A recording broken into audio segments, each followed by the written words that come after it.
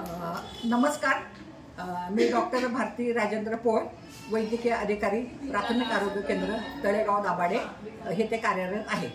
आज दिनांक 29/7/24 रोजी हिवताप जनजागरण या अभियानानिमित्त तळेगाव दाभाडे शहरामध्ये कन्या शाळेतील विद्यार्थ्यांची रॅली काढण्यात आली आहे। तरी तळेगाव नागरिकांना जाहीर आवाहन करण्यात येते की सध्या पावसाचे दिवस असल्याने डासांचा प्रादुर्भाव वाढण्याची शक्यता आहे। तरी त्या डासांमुळे आपल्याला dengue, malaria, swine flu, chikungunya असे रोग होण्याची शक्यता असते। तर डेंग्यू आजार न होण्यासाठी घ्यावयाची काळजी। डेंग्यू ताप हा विषाणूमुळे होणारा आजार संसर्गजन्य आजार आहे। डेंग्यू तापाचा प्रसार हा स्वच्छ पाण्याच्या साठ्यामध्ये उत्पन्न होणाऱ्या एडिस इजिप्टी डासापासून होतो। आता आपल्याला डेंग्यू तापाची लक्षणे काय असतात याबद्दल मी माहिती देते। तर अचानक येणारा तीव्र ताप, तीव्र डोकेदुखी, सांधेदुखी, अंगदुखी, डोळ्याच्या हालचालीस त्रास होणे, तोंडाची चव जाणे, मळमळ व उलट्या होणे, छातीवर व हातावर तांबे पुरळ येणे, हिरड्यातून व नाकातून रक्तस्राव होणे।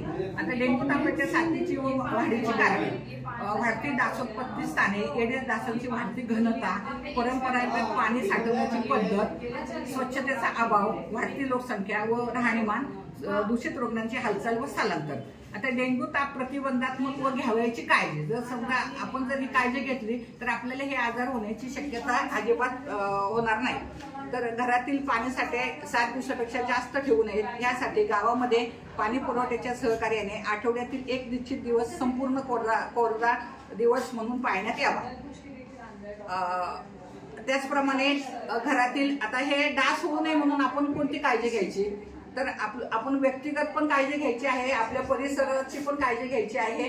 तर त्यासाठी आपण घरातील पाण्यासाठ्याच्या टाक्या, फ्रीज, कूलर, कुंड्या इत्यादी मधील पाणी दर 7 दिवसांनी बदलावे। व जर हे पाणी आपण 7 दिवसांनी बदललं तर डासांची जी उत्पत्ती होण्याची प्रक्रिया आहे, म्हणजे जी काही चेन आहे तर ती मोडली जाते आणि त्याच्यापासून डास निर्मिती होत नाही। त्यामुळे हे सगळ्यात महत्त्वाचं हे आहे। व घराभोवती पाणी साठणाऱ्या टाकाऊ वस्तू म्हणजे पत्र्याचे डबे, नारळाच्या करवंड्या, रिकामे टायर्स, रिकामे शहाळे, फुटक्या बादल्या, खड्डे इत्यादी डासोत्पत्ती स्थाने त्वरित नष्ट करावीत व आपल्या घराचा परिसर स्वच्छ ठेवावा। डासोत्पत्ती स्थानांवर नियंत्रण राखण्यासाठी डासोत्पत्ती स्थानांमध्ये डासाळी भक्षक गप्पे मासे सोडावे। म्हणजे जिथं जिथं डबके आहेत किंवा जिथं पाणी साठलेलं आहे तर त्याच्यामध्ये आपल्या आरोग्य कर्मचाऱ्यांकडून गप्पे मासे सोडले जातात। गप्पे मासे हे डासांच्या आळ्या खातात व त्याच्यामुळे हे डास होत नाही।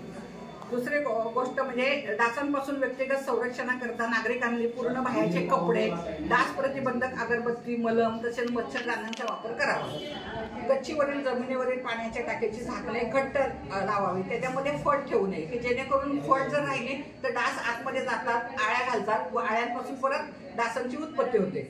डासोत्पत्ती स्थाने निर्माण न केल्यास डास निर्माण होणार नाहीत व त्यामुळे डेंग्यू, मलेरिया, चिकनगुनिया यासारखे आजार होणार नाहीत। आता हे शासनामार्फत राबवल्या येणाऱ्या योजनांमध्ये जनतेने सक्रिय सहभाग घेऊन कीटकनाशक फवारणी, डोराळणी करून घ्यावी। त्याचप्रमाणे जर काही लक्षणे आढळली आपणास की समजा तीव्र ताप किंवा सांधेदुखी वगैरे तर त्वरित प्राथमिक आरोग्य केंद्र तळेगाव दाभाडे येथे डॉक्टरांशी संपर्क साधून टेस्ट करून घ्याव्यात असे आम्ही नागरिकांना आवाहन करतो।